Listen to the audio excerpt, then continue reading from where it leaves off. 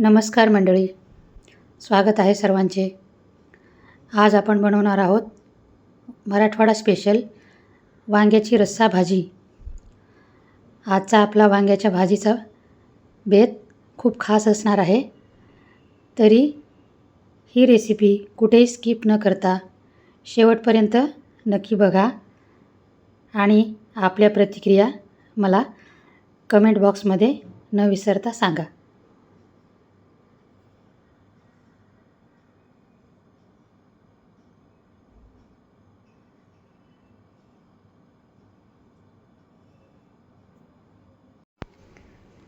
आणि वांग्याची भाजी म्हटलं की ऑब्व्हियसली वांगी आलीच. मी इथं हिरवी काटेरी 5-6 वांगी घेतलेली आहेत. हिरवी काटेरीच वांगी लागतात या भाजीसाठी, त्यामुळे भाजी खूप चवदार होते. त्यासाठी आपण इथं काही साहित्य घेतलं आहे. त्यात आहेत छोटा अर्धा चमचा जिरे, छोटा अर्धा चमचा हिंग, छोटा अर्धा चमचा हळद, 2 छोटे चमचे मिरची पावडर, अर्धी वाटी डाळ्याचं पीठ, छोटा 1 चमचा मीठ, अर्धी वाटी दाण्याचं कूट आणि 1.5 चमचा गोडा मसाला, तसेच छोटा 1 चमचा लसूण पेस्ट. आपण वांग्याच्या वरचा थोडासा देठाचा भाग काढून आजूबाजूचा काटेरी भाग पण काढून टाकलेला आहे आणि 1/6 या प्रमाणात आपण वांगी कट करून घेतलेली आहेत. चला तर मग आपण रेसिपी सुरुवात करूया.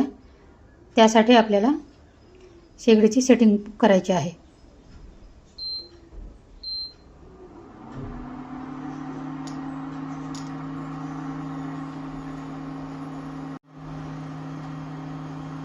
आपला पॅन आता चांगल्या प्रकारे गरम झाला आहे. हे त्यात तेल टाकून घेऊया. हे साधारण एक डाव तेल आहे.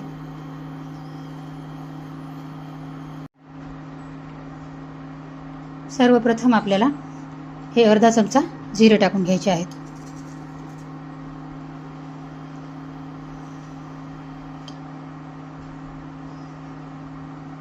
जिरे चांगले तडतडायला सुरुवात झालेली आहे. त्यानंतर आपण ही लसूण पेस्ट टाकून घेऊया.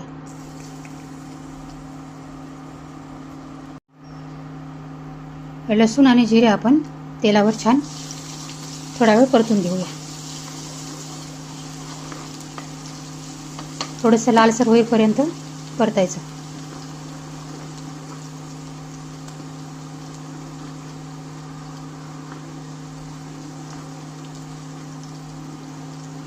हा बघा, आपला लसूण रंग बदलत आहे. आता आपण यात हिंग टाकून घेऊया. हिंग पण छान तेलावर परतून घेऊया.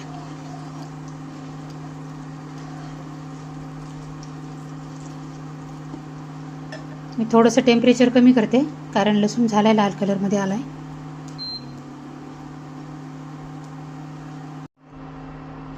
आपल्याला ही थोडीशी झणझणीत अशी रस्सा भाजी बनवायची आहे. त्यासाठी आपल्याला तिखट पावडर जे आहे ते आपल्याला फोडणीतच घालावं लागेल.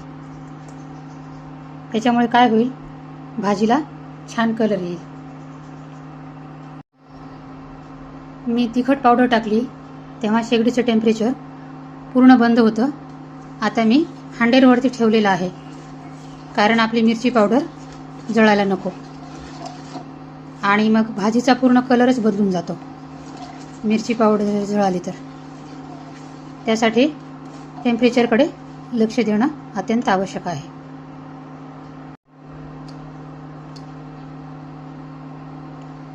मी आता हळद पावडर पण टाकत आहे. ह्याच्यामुळे पण भाजीला छान रंग यायला मदत होईल फोडणीमध्ये टाकल्यामुळे. हळद आणि मिरची पावडर फोडणीमध्ये टाकलं ना, भाजीला छान कलर येईल आणि ती दिसायला टेम्पटिंग दिसेल. आपण ही मिरची पावडर आणि हळद थोडंसं परतून घेऊया.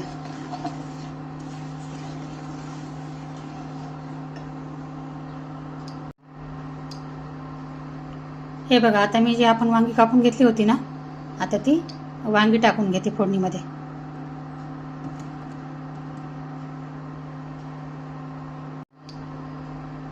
आपण आता या मसाल्यामध्ये वांगी छान प्रकारे मिक्स करून घेऊया. वांग्याची भाजी खाण्याचे भरपूर फायदे आहेत. वांग्याची भाजी रोगप्रतिकारक शक्ती वाढवते, हृदयाचे आरोग्य चांगले ठेवते, आपलं शुगर लेवल कंट्रोलमध्ये ठेवते.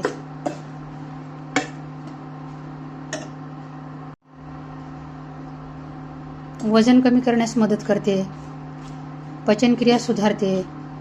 वांग्यांमध्ये फायबर भरपूर प्रमाणात असल्यामुळं पचनक्रिया सुधारते आपली.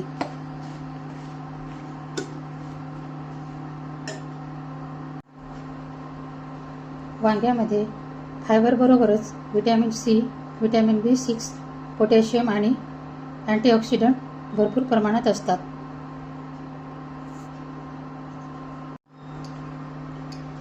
मी इकडे 1.5 ग्लास पाणी गरम करून घेतलं होतं. ते आता मी जसं लागेल तसं पाणी टाकते. आपल्याला जशी रसाभाजी बनवायची आहे तसं आपण आपल्या हिशोबानं पाणी टाकायचं. आजची ही भाजी आपली रसाभाजीच आहे, त्यामुळे थोडं पाणी लागेल. मी आता याला जस्ट 5-1 मिनिटं झाकून ठेवते. आपण थोडंसं हलवून घेऊया आणि 5-1 मिनिटं या वांग्यांच्या फोडी शिजेपर्यंत, म्हणजे अर्ध्या कच्च्या शिजेपर्यंत आपण त्याला झाकण लावून ठेवूया. नाहीतरी वांग जरासा हार्डच असतं.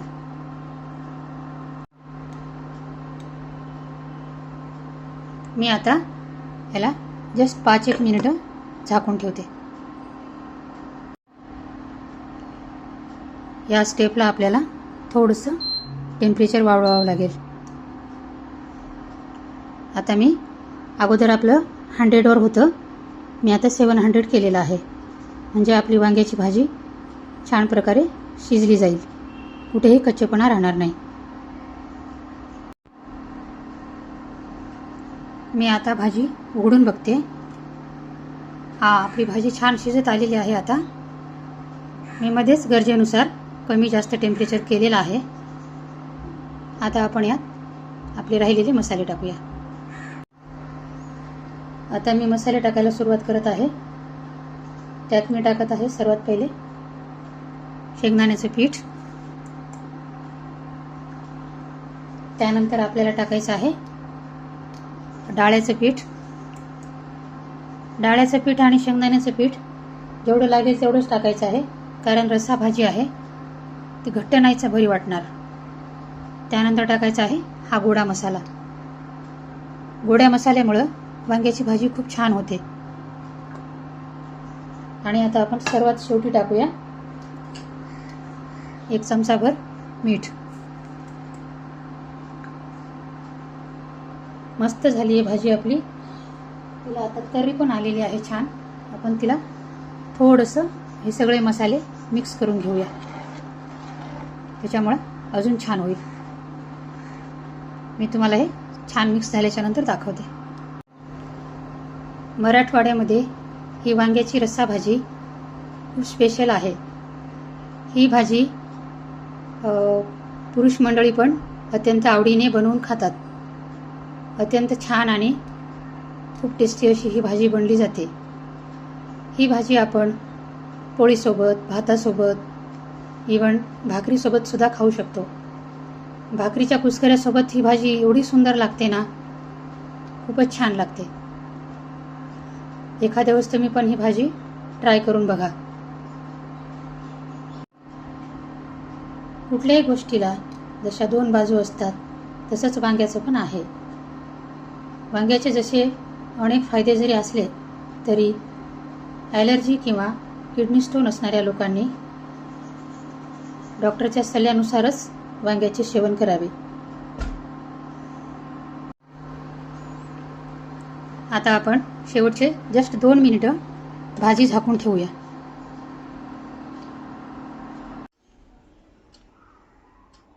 तर तुम्हाला ही मराठवाडा स्पेशल रस्सा वांग्याची भाजी कशी वाटली ते मला कमेंट्स बॉक्समध्ये नक्की सांगा आणि तुमच्याकडे तुम्ही ही भाजी कशा प्रकारे बनवता ते पण न विसरता सांगा.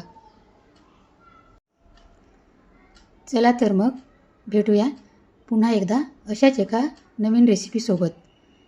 तोपर्यंत सर्वांना नमस्कार.